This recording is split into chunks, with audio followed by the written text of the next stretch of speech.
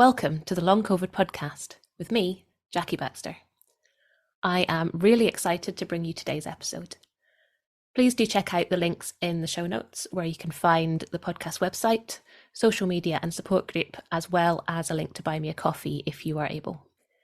You should not rely on any medical information contained in this podcast and related materials in making medical, health-related or other decisions. Please do consult a doctor or other health professional. I love to hear from you. If you've got any suggestions or feedback or just want to say hey, then please do get in touch. I really hope you enjoy this episode, so here we go.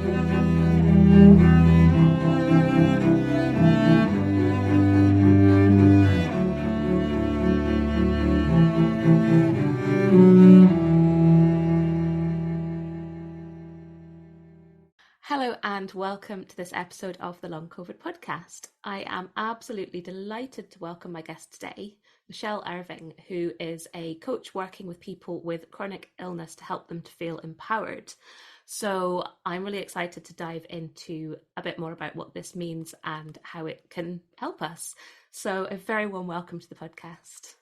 Thank you so much, Jackie, and it's a real pleasure to be with you. So would you mind just saying a little bit more about you and what you do? Absolutely. So all of the work that I do is really my soul's work in the world. And it's not that I woke up, at 18 or 25 and said, I'm going to work with everybody with chronic illness and I'm going to help everybody in the way that I have worked things out for myself. It evolved over time. So I live with two chronic conditions, one life-threatening, which is an autoimmune condition where my blood cells attack my liver cells, and that cannot be cured but has to be managed with medication. The other condition I got later, which is somewhat more debilitating, which is a vertigo condition. And while that's well treated with medication now, it's taken many years to get to that point. And I will still wake up with vertigo, once a month, a couple of times a month. And what that means is that I can't read, I can't write, I can't listen to anything. All of that gives me vertigo. I will have it lying in bed 24/7. And so both of these conditions have had me in bed for many, many months at a time in the dark. And the work that I do really comes out of the internal work with myself, which is how can I be with this experience of myself and use it to connect to my deepest power? And what I do now is teach women how to do that for themselves. But I teach it in a very distilled way so that you don't have to spend the 18 years working that out.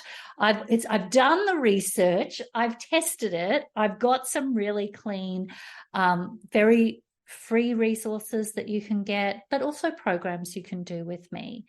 And what they teach you is how to do this step by step. And in the last few years in particular, I've worked with a lot of people with long COVID. And the work that we do there is we work with the emotional empowerment map for chronic illness. And that's what we can also talk about today. Yeah, because I think, something certainly that I noticed while I was unwell was that suddenly you become unwell and it's like your whole life is turned upside down. This experience that you never asked for, you didn't want, but suddenly you're kind of thrown headlong into this kind of thing. And everything has changed almost overnight. Yes. And it's very tied up with identity, I think, isn't it? Our identity is very much on like what we do for work, what we do for pleasure, our relationships with other people, and many other things as well that I'm sure I haven't thought of. But as soon as you become unwell over a long period of time, then all of those things change. You maybe can't work, you can't do your hobbies, you can't do what you did with your friends, and some of your friends maybe, don't want to hang around with an ill person. And, this completely changes everything, doesn't it? And I think it can be very, very difficult.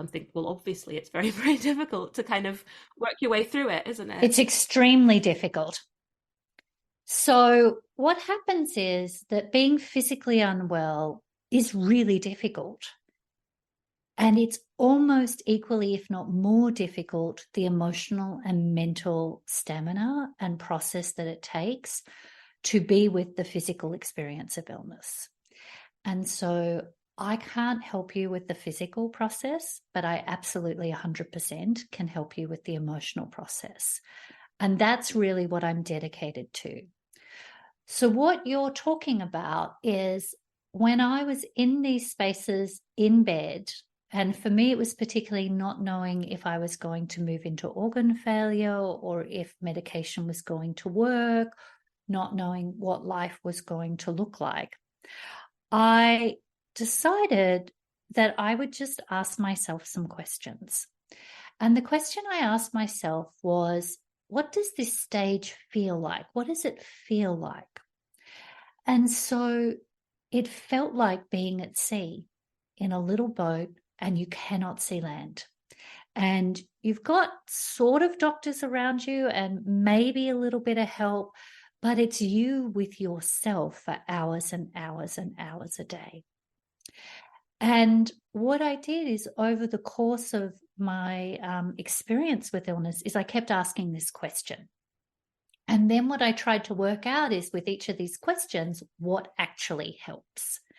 And so if you like, we can go through the 4 emotional stages of chronic illness and we can have a conversation together about what those stages entail. Yeah, I think that might be really useful because that picture you've just brought up for me, it's that uncertainty, it's that kind of feeling like you're, being dragged places that maybe you don't want to go and you don't know where you're going next. And it's very kind of, I mean, if for people who are experiencing nausea, it's probably even more appropriate. It's this sort of, yeah, uncertainty, foggy, misty kind of. I mean, there's so many things that are scary about this. I think, it's partly, you might have physical symptoms that are really scary. You might have mental symptoms that are scary. And also, you just don't know, which is pretty terrifying in itself, isn't it? Yes. And so the 4 stages, emotional stages are, one is you're out in the sea of the unknown. That's the first stage. So that is, you may or may not have diagnosis, but your body is in a state where it's like, okay, I really don't know. And you're adrift and you cannot see land. The second emotional stage is actually where you might have diagnosis or you might have treatment or you might suddenly be feeling a little better, but only marginally. But it's like you wash up on the beach. And it's at that point where you have a little more capacity that everybody who's been around for the patient in crisis process usually disappears because it's like, oh, you're better now. When in fact, that's the stage where it's like, okay, what am I doing? The third emotional stage is what I call making your way through the forest. So you've got a little more capacity and you can just do the next thing in front of you. For me, I could walk to the letterbox or I could go to the market and get some food. I could just have a bit more capacity to do a few more things. And then the final emotional stage is what I call sharing the wisdom or return to the village. And it's like you come up over the hill and you're like reintegrating back into, inverted commas, normal life. The thing about these is they have some correlation to the physical process, but they are emotional stages. And we all know one blood test, one symptom, you can go from being in the village back to out at sea. You can go from being at sea, you can get the right medication, and you like, oh, I am good. We bypassed washing up on the beach. I've got energy, I've got capacity. I'm now making my way through the forest. What this does, and everybody is more than welcome, this map is 100% available. And I know, Jackie, you'll put the link in. You can get the map and you can get the workbook to go with the map. And there's a video that will take you through these stages. What the map gives you is a psychological space so you can put all the feelings and all the processes and understand where you are and understand what the emotional stages are of what you're going through. Yeah, I mean, I'm very visual, so I love this map because you can literally see it. So yeah, I'll pop that in the show notes so people can have a wee look at that. But I think, yeah, I mean, what I find really interesting is the physical and the emotional side. I mean, yes, they are two separate things, but they also are very linked, aren't they? They're very, very linked, because your emotional process is often in response to your physical experience. And once your emotions get involved in your physical experience, then your physical experience can riff off the emotions. But I want to be super clean and clear about this. What happens is that everybody else will try and jolly you up around what you should be feeling, because they're very concerned about the stress that you're under. When you are living with chronic illness, it is stressful. That's just a given. There's nothing to jolly you up over. What the map gives you, and this we can talk about, is what to do emotionally, physically, and mentally at each of these stages. So if we start with the being at sea, which you've already indicated, like for you, like, oh yeah, I know that space. I know what it's like. Often what happens when we're emotionally at sea, because we don't know what treatment is, we don't know what's going to happen to our finances, we don't know what's going to happen to our relationships, we don't know what's going to happen to work. What happens in that space is we go, okay, everything seems to have disappeared. I cannot see land. So what I'm going to do is I'm going to try and map this out and work this all out so I can get back to work. And I'm going to do everything in my mind, and I'm going to try and work out right now from this position what to do about working or relationships. And we run our energy into the ground. Because when you're at sea, you literally cannot work out how those things are going to happen. Your only job when you are at sea is to be at sea and take care of yourself while you're at sea. What that means is, what do I need while I'm at sea? That means I need water at my bedside table. I may need somebody to get groceries. I may need to work out how to order food. I need to work out how to go to medical appointments, or I need to work out what questions I'm going to ask at the medical appointment. Because you are at sea. So emotionally and mentally in this process, we have to say, in reality, I'm currently at sea. So this is what helps me at sea. Now, the key to this is that where you are now is not the end of the story. And that is why there's a map. Because it feels like when you're at sea, I will be here forever. And if you have been living with long COVID for a year, 2 years, 3 years, it can feel like forever. That is absolutely true. That feeling is real. What the map does is give you ways to work with this. And I want to give you a really clean example. There's an extraordinary woman, and I will give Jackie the link so that you can all follow her and find her. Sarah Marie Ramy. Her book is The Lady's Handbook for Her Mysterious Illness. Sarah lives with ME/CFS along with a range of other conditions. She is an extraordinarily talented songwriter. She's also an author. And she worked on Obama's 2008 campaign when she first came down with symptoms. What Sarah has done in her experience is she has managed, even with her physical capacity, not really shifting or changing. And you can read her book, you can watch interviews. She's extraordinary. She will tell the truth. But she has worked out how to move through the other emotional stages of the map, regardless of the physical experience. You do not have to do this at all. What I am sharing with you is that it is possible to move through the emotional stages, regardless of what is happening physically. And we can talk about that as we go through the other stages.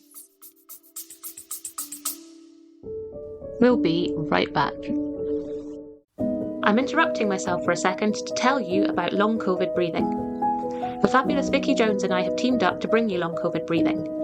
We are both passionate about sharing our expertise and experience of the breath and how incredibly helpful that can be with long COVID. We've worked together to develop a course that is specifically tailored to those with long COVID. It's a 6-week course with 12 sessions, all delivered online. The community feel and learning that we're all sharing is such a joy. To find out more information and to sign up for our courses, workshops and other shorter sessions, please check out the link below, longcovidbreathing.com, or email longcovidbreathing@gmail.com to start your breathing journey with us.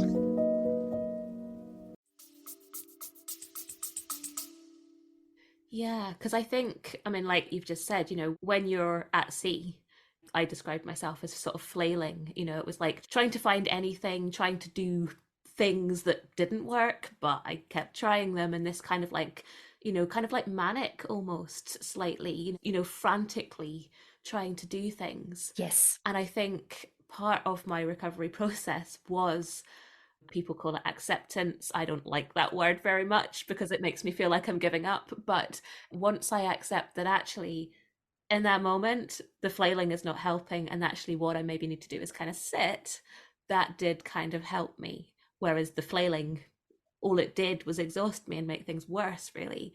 So I think, yeah, what would be really helpful would be to try to work out, I suppose, firstly, what is best to do when you are in that space, and then what you potentially could do to try to move out of it. Yes.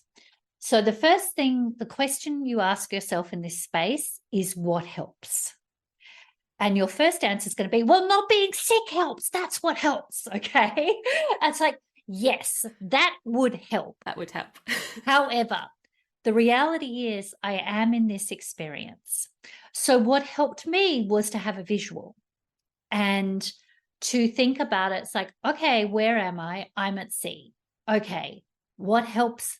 I can feel like I'm in a little boat and I've got my water bottle and there actually isn't other things for me to do. I'm sleeping a lot. I'm trying to manage insurance. I'm going to appointments. But my number one question is, what helps here? And you can break that right down to what helps on my bedside table. What helps with food? You will have people who will potentially offer to help, and some of them are what I call unhelpful helpers. They are the people who have the unsolicited advice, send you the articles, talk about somebody they knew, very unhelpful helpers. And you will have some people who are helpful helpers. Again, if you can work out, what do the helpful helpers do? We pretty much always know what the unhelpful helpers are doing. So what the unhelpful helpers get is either we fire them or we give them helpful jobs. And to do that, we say, what would really help is, and then we say, what would really help is for the bed linen to be ready and washed on Sundays, so at least I can feel like I start a new week. Whatever it is for you. So this is inner work. That's the stage. What I did in that stage was like when I was in the liver process, in bed for many, many months, I was like, well, I can't work. I can't get groceries, but what I can do is, what would I like to do with my time, even if this is the beginning of me passing from life? And I thought to myself, I'd really like to read the Odyssey. And that's what I did. I used the time to read the Odyssey. And so you can use the time and say, well, what do I want to do with my time? Now, you may not be able to hold up the book because you might not have the physical capacity. But you're like, what helps? What helps is the pillow. What helps? Unhelpful helper. Could you research getting something that I can put the book on? Could we work out what helps on the lighting of the Kindle or the iPad or whatever it is? Could you go to the library and get me this book? Now the unhelpful helper has a task, or the helpful helper, whatever it works out. But you have a little project then for yourself. And that's what you're doing at sea, is you're using the time in whatever capacity you have. It is a very creative time that you can use creatively. Yeah, I love this because I think when I was at sea, I didn't really know what to ask for. And I was doing all the wrong things and nothing was helping and things were getting worse and all of this stuff that I'm sure people can probably relate to. And actually, looking back on it now, I'm thinking, well, obviously, what I needed was someone to make some meals for me, someone to maybe just like talk to me and distract me from all the, you know, other stuff, or all these things, or can you please maybe not crash around at 6:30 in the morning because that is really not helpful. But at the time, I don't think I really knew what I needed. And I suppose that's possibly because, I mean, partly hindsight is great, isn't it? But I think at the same time I hadn't really genuinely thought, what do I need? I think I'd been more sort of concerned with, I need to get better, rather than what do I need in this moment, which might have been more helpful. Correct. So what this does is shift you into, we're not in any way saying we don't need to feel better. Like we're not saying, well, we're just going to lie around and say what helps, but we're not going to go to the doctor or we're not going to do the research, whatever it is. That's not what we're saying. We're saying that the first question to your own emotional empowerment is what helps. And it will be particular for you and it will shift between days. But if you get that toolkit, you now have something to ask the helpers to help with. And all of a sudden, we're on what helps. We're not on what doesn't help or that I'm stuck here eternally. So, what this does is set you up as a routine because now you're getting practice. What you're doing when I'm at sea is I'm practicing working out what helps. I'm practicing asking for help. I'm practicing my skills about how I do that and how to do that in an empowered way. I'm also practicing not apologizing. That's what I'm doing here. And I want you to think of them as these are the foundational emotional skills for the other stages. I mean, definitely asking for help was something that I struggled with before I was ill, and I struggled with when I was ill, and I probably am not a lot better at it now, but I'm at least kind of aware. I think now that it's something that sometimes you do need to do, and that is okay. I think before it was all this kind of like, well, asking for help, that's giving in, that's showing weakness. We can't do that, which is completely wrong. But I think that was what I thought at the time. Yes. And so, just on that, what being at sea does is it will show you all of your thoughts, right? And it will show you, for me, it was like, I have failed as a human if I have to ask for help. That's what it showed me. And so I was very fortunate that some of the people who were helpful were really clear with me that I was in shame. And so the being at sea was a place where I got to be in my vulnerability and I actually got to shed the shame because I had to ask for help and I had people who I could share that with. And I got to experience being helped. And the one thing about this is we think that if somebody has rejected us, or we have parents or guardians or somebody who has said, you need to work this out yourself, we're not going to help you. We think that everybody thinks and feels that way. It's not true. There are other people, and it's likely you, who are like, I like to help. I don't want to see somebody suffer. If I can do something, I like to help. And so there's a lot going on emotionally here that you can actually practice with and work with because you don't have the capacity to put up the veneer. So you get to work with your vulnerability. You don't like it, but it's an exceptionally good skill for a human to have. And so we can move to the other stages, if you like now, Jackie, because that's your foundation. And I want you to all think of it as a foundational skill set. Yeah, definitely. And I think you mean you touched on something that was a very big thing for me, was the not really liking it thing, the kind of inner world that I thought, oh gosh, yeah, I don't like this and I don't like these feelings and I don't like, what I'm thinking about all of this. And, I think my natural reaction was to try and sort of push it away, which wasn't really helpful, but I suppose it's probably quite an understandable reaction. So actually kind of having to sit with it was definitely something that was useful to have to be kind of forced into doing, because I wouldn't have done it otherwise. Right. And so what this does is it gives you a connection to yourself.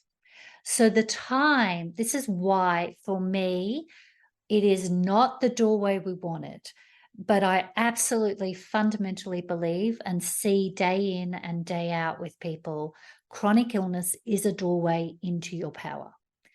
It looks like it's a doorway into being disempowering, but the reality is it is a doorway into your sovereignty. If you do not have boundaries before chronic illness, you absolutely will have them through chronic illness, because you just don't have capacity to be a people pleaser anymore. You don't have the bandwidth. And so this process of, for me, it was always like, how can I use this experience to be more connected to myself, including the parts of me that I don't like, the vulnerability, the feeling of being victimized. And then what I would say to you is, what is so beautiful now about the Instagram community or about Facebook or about wherever you go, all the podcasts, there are now people talking about it, and there are now people talking about their resources. So whether it's through listening to the podcast, whether it's through popping over to my website and grabbing, there's heaps of free resources. I have a podcast called The Pajama Interviews. I've interviewed a whole lot of women who have their own resources. You are in community. So it might feel like you're alone in the sea, but that is because you're alone in the realm of the other people around you. But we're all in the sea here together. We're all in our little lone boats. So you're not alone. And we have ways that can help you. We can say, here's what I did. Here's what I gave a go. And that's why sharing is so important. So you get to resource yourself through connection with people who are in your cohort. And that's a very important thing to do for yourself. Yes, yeah, absolutely agree on that. Yes. Should we move on to our next stage? The next stage. So what happens is, after you've been essentially the patient in crisis, if you get a little bit of capacity, or you emotionally start to get more capacity, you essentially wash up on the beach. This is the point where, if it's happened a bit physically, people are like, oh, you're good, and they disappear. It's also the case where you're like, oh, I've got a little bit of capacity. I want to run full bore with this capacity. And then you're in a flare, or then you've toppled over and you're like, oh, I ruined it. These are the emotional parts of this process. So firstly, washing up on the beach is, what will happen is the emotional backlog and the stress from being at sea starts to also wash over you. That is a normal part of the process. What you have been keeping at bay, often the grief, will wash over you at this point. So the question is, again, what helps? Well, the first thing that helps is, when you wash up on the beach, you're not running a marathon. You're washed up on the beach. You've been at sea. This is why the visual helps. And then it's like, well, what helps here? So what helps here is more sustainable nourishment.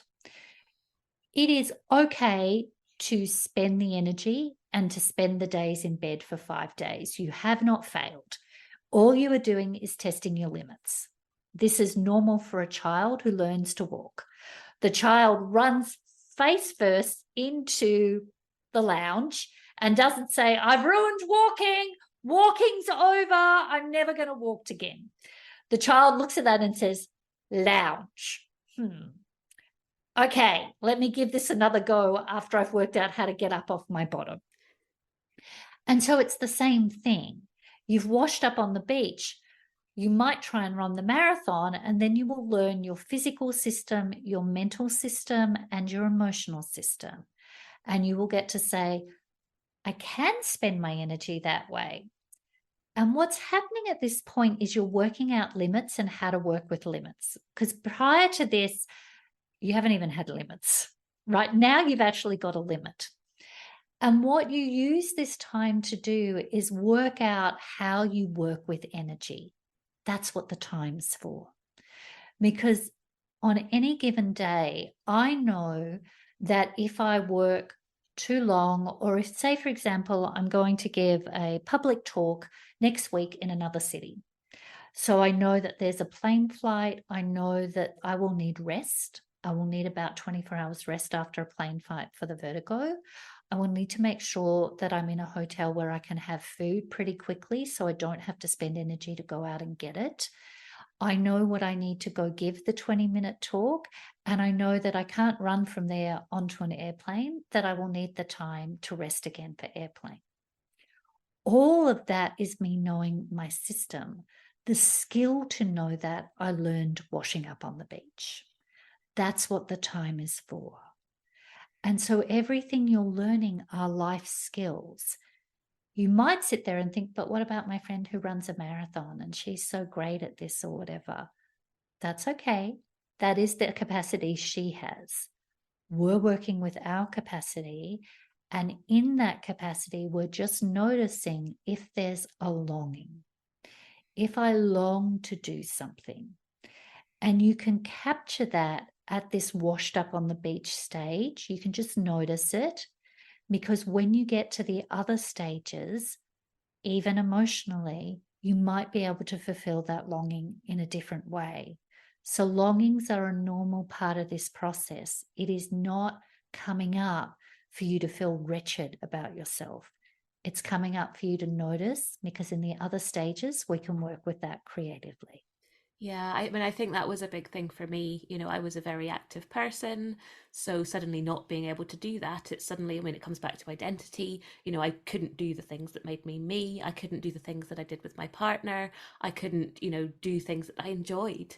I think it took me a while to realize that actually maybe it was kind of grief for this life that I had before that I didn't have anymore. And it was a real struggle, and I think, yeah, maybe I just didn't really know what to do with that. It was just this kind of like overwhelming kind of like, Yes. I don't know, awfulness of just not being able to do things, you know, things that were important, I think.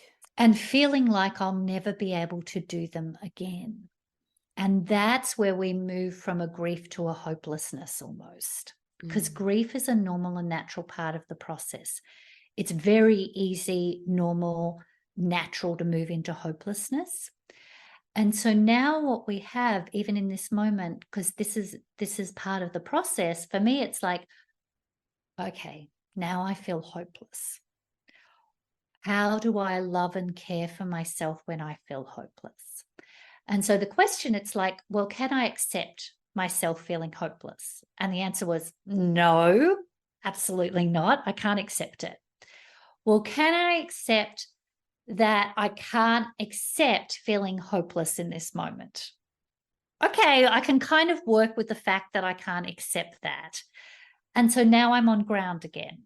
And I don't have to ruminate about it. It's just like, I just know something about myself in this moment. And what I know is I can't accept the fact that as a human, I feel hopeless. But also, I know that feeling hopeless is a normal human reaction, and everybody feels it at some point in time.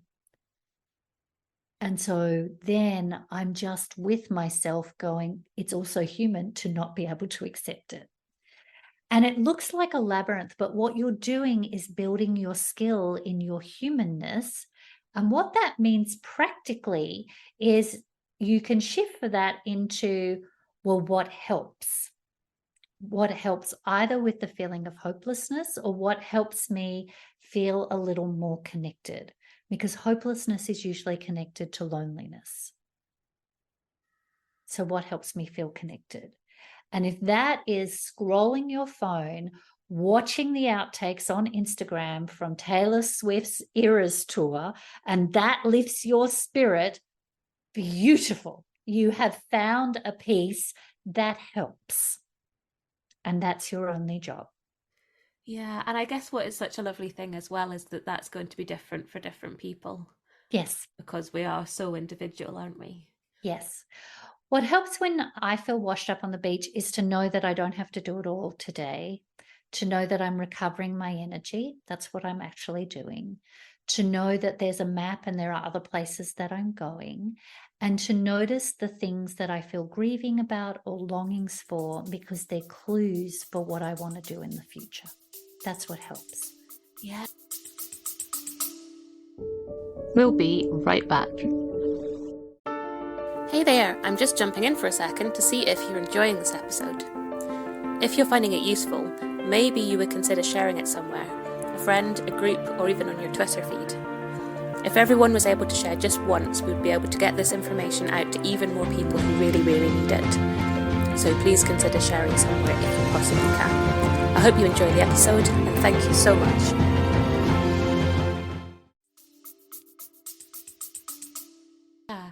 I'm kind of tangenting here, but it's this kind of thing where you don't realize quite how much you want something until suddenly you are told that you can't have it. And I'm wondering if maybe this maybe is a way of bringing up some of that stuff. I mean, it's not a very nice way of bringing up some of that stuff, but when suddenly you're ill and you can't. Yeah, you've got the time to work out what's really important to you. That's a beautiful life skill, because these are life skills you get to learn through it. It's not the curriculum you wanted to take, but given you're in the classroom, you absolutely can rebel. In no way do I say you have to take the curriculum, but you can use the time to connect with yourself. So the next stage is you've washed up on the beach, you've sort of got the grief, you've got a bit of hint about the longings, and now you've got a little more capacity. It's like, because I paid attention to my longings, because I know what my limits are a little, now I'm testing more. And I know that what I really longed for was to be able to go to the market and pick an orange that I liked, because the helpful or unhelpful helpers just weren't getting the oranges that I really liked. And it's a silly example, but the autonomy of being able to pick the thing you like, the way that you like it, is extraordinarily nourishing. And so when you're making your way through the forest, you're starting to normalize and work out what works for me, what do I have capacity for, what might a little bit of work look like, what might a little bit of socializing look like, what might it look like to stay up a little later, what might it look like to expend a little more physical energy. And you've got a bit of, there's almost a joy about the life. It's like, oh my God, have you seen this thing live? Like, this is amazing. I can go pick an orange. And you start to see that excitement. And so the emotional energy is now starting to gather pace. The final emotional stage of this process is that you end up with even more capacity, or you start to integrate into your new normal. And what happens often in this process is that you want to share the wisdom of what you've learned. Sometimes that's self-initiated. Often it's people come and ask you. What that can look like is, I went back to work 5 hours a week, spread over 3 days. That's how I returned to work. I was still well and truly on steroids. I was still had a lot of fatigue. I had a lot of brain fog.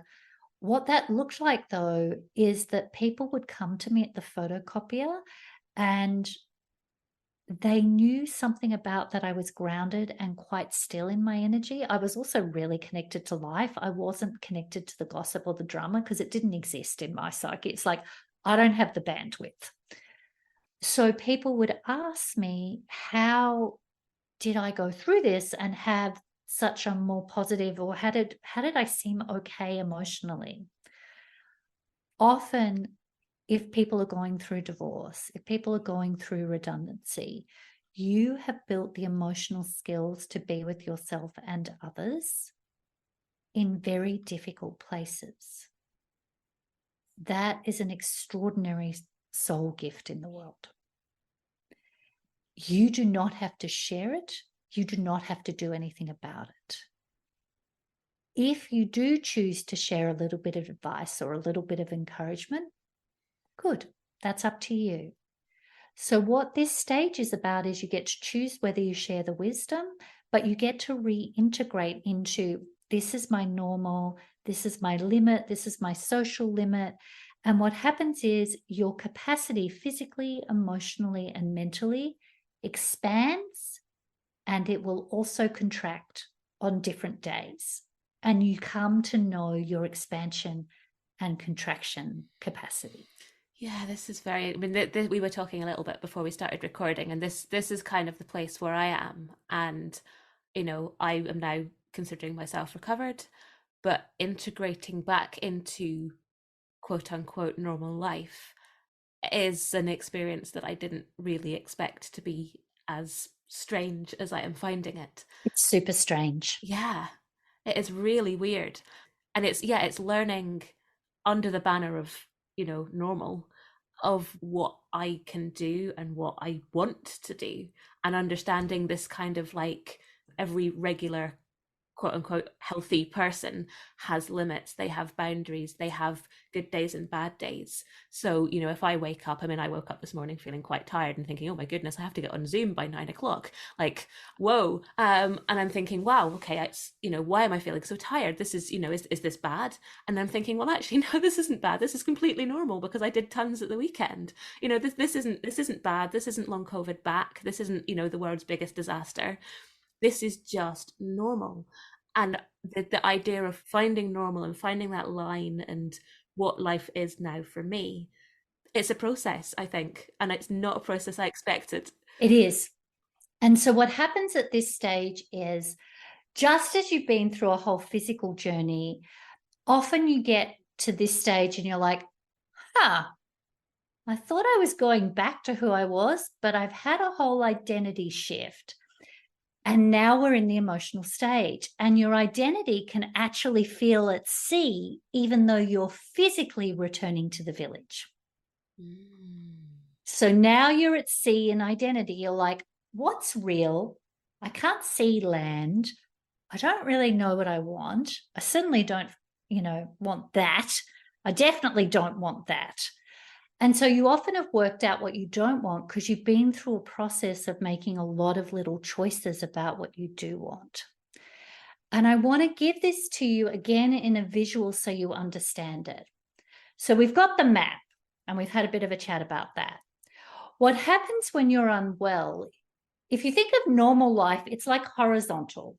You do these lockstep things. You go to school, you might go to uni, you go to work, you might have relationship. There's this, we go linear and it's very horizontal. And that's what normal inverted commas life looks like. You have an experience of illness, you go vertical. And the place you go vertical is down into yourself. And what the illness does is it strips off the identity, it strips off the status, it strips off the ways in which you feel power.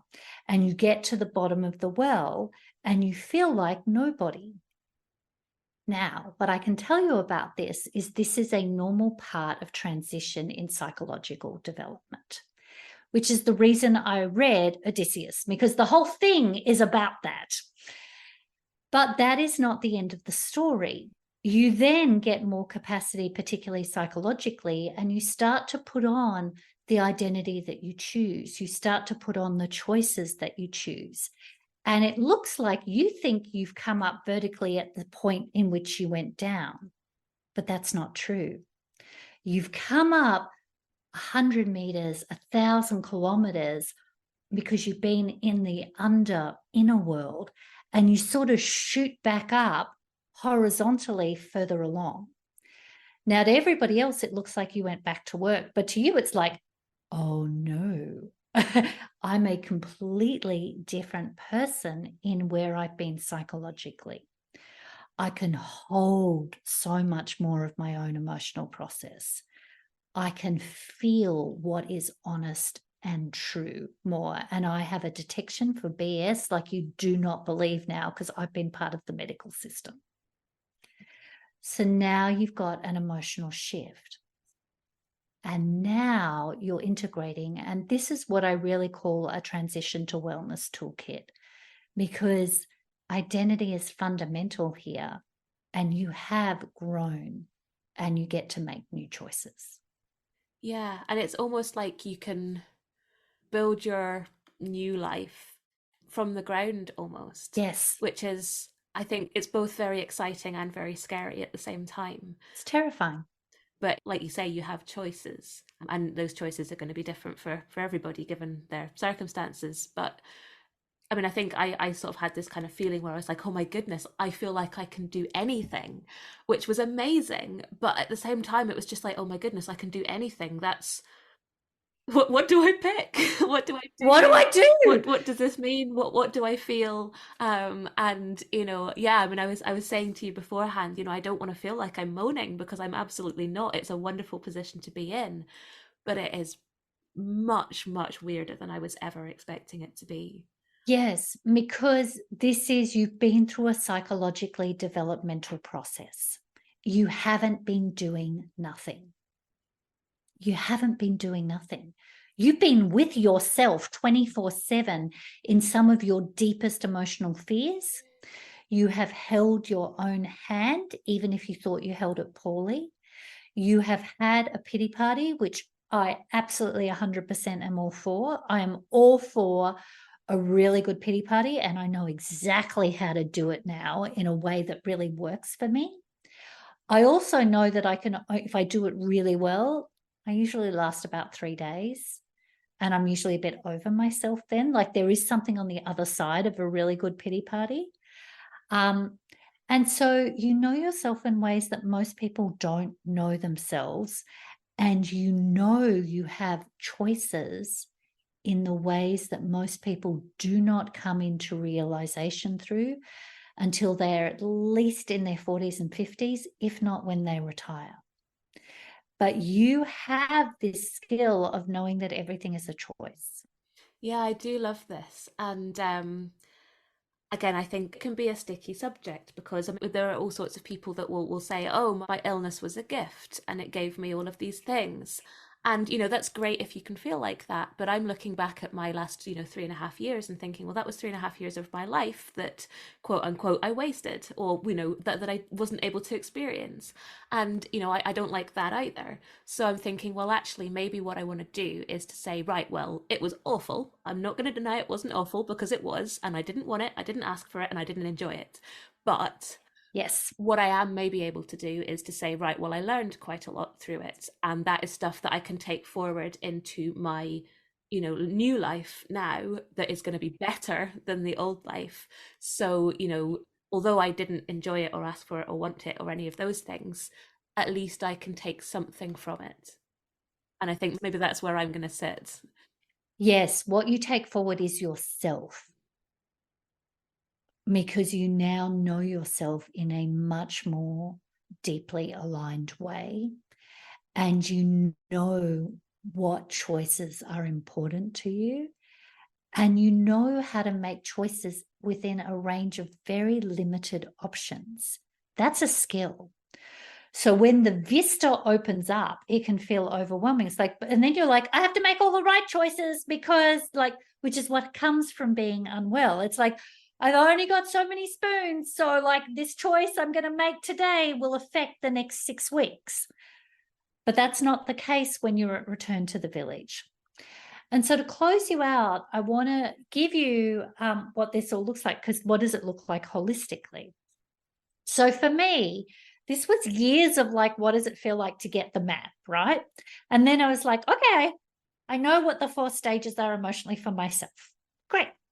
And then it's like, oh, then I got vertigo and back I was at sea. And then I had to like test the map and I was like, this sucks. And then I got what I call my refresher of Buddhist boot camp in order to say, can I be with myself? Does this work here? Well, I can tell you meditation works with the liver condition. Meditation does not work if you've got vertigo. You can't do it because you're watching your own body in senses. It doesn't work. So I had to work out other things. Then what happens is I was like, okay, here I am. Can I use this to be closer to myself? I don't want to, but here I am. Then once I move through that process, I'm like, I'm going to build the map. Everybody asks me, so I'm going to build them a map and I'm going to share it with people. Then people keep come asking. And then I end up in this transition of a career where I left my job and the salary to come and do what has become my dream job. And here's what makes it the dream. I spend my time with these incredibly magnificent women who are in a very difficult experience. clients. I share with them some of the tools that I learned, and we listen for what works for them in their sovereignty. We get super creative about how things can still be possible, even if you're very unwell. And we see the sort of so luminous results. An example of this is I have a beautiful, beautiful young woman. We'll call her M. She is early 30s. She got Lyme disease when she was still finishing college, and she's never been able to go to work. She was dux of her school. The most of her capacity is that she can put her feet on the ground, on the stoop, in the sunlight. But most of the time she has severe headaches, she's in bed. She's an incredibly beautiful writer, but she can't hold the pen to write. And so what I did is I always know that there's a way for the creativity to be expressed. The one thing Em's good at is she can tell a story. She can tell it like you would not believe. And so I said to her, okay, dictating it, it's not working, that doesn't feel good, but she's a natural storyteller. I said, well, could we tell the story, the novel that you've got mapped out? And she's like, yeah, I could tell it. I could just film myself a little. And so now we've got a way for the creativity to have a go. And the next week, she had ordered, the paint color for the wall to be painted in a different room. She had ordered the costume for what she was going to be sitting in. And she was already in her emotional empowerment, ready to do the thing that she could do. Now, she might only be able to sit and speak for 10 minutes, but we're on a path here now. The creativity can find a pathway. So you would say physically she was at sea. Emotionally, she's returning to the village. There's always a way forward for your energy. You just might need a little bit of support, guidance, and to be with somebody who can see more options than you. Because where you are now is absolutely not the end of the story. That's such a beautiful story. And I think, like you just said, what we can do is so important, because there is so much that we can't, and maybe our physical symptoms are all over the place, or we're not feeling too good. But what can we do? Well, okay, maybe we can work emotionally and, see if we can do something there. And even if that doesn't help the physical symptoms, at least it's doing something and helping something, isn't it? Yes. When we take off the stress of I'm at sea, how do I work out my career for the next 10 years? When we take, it's like, that is not helpful. So it's like, when we take that stress out and I just get to be at sea and I get to work out some things for myself here, I can do that bit. Now the extra stress and mental load we're starting to release, then I feel both better physically because we've reduced a little bit of the stress. And I will feel better emotionally. It doesn't mean tomorrow I won't wake up with the symptoms. I still wake up with a chronic condition. But on the days that I have vertigo and can't walk and can't get out of bed, that is a day at sea. And I know exactly what will make me feel better. And I also know I'll be anxious, because being anxious is a normal response to being at sea. But I also know what will help is when I say to myself, it's totally normal to feel anxious, and I'm with you. We're going to be okay. Yeah. Well, thank you so much for joining me today. It's been such a pleasure speaking with you, and I've learned lots, and I'm sure everybody listening will have as well. So thank you so much for giving up your time and energy and your evening as well. You're welcome. Thank you so much for having me, Jackie. Thank you so much to all of my guests, and to you for listening. I hope you've enjoyed it, or at least found it useful. The Long COVID podcast is entirely self-produced and self-funded. I'm doing all of this myself.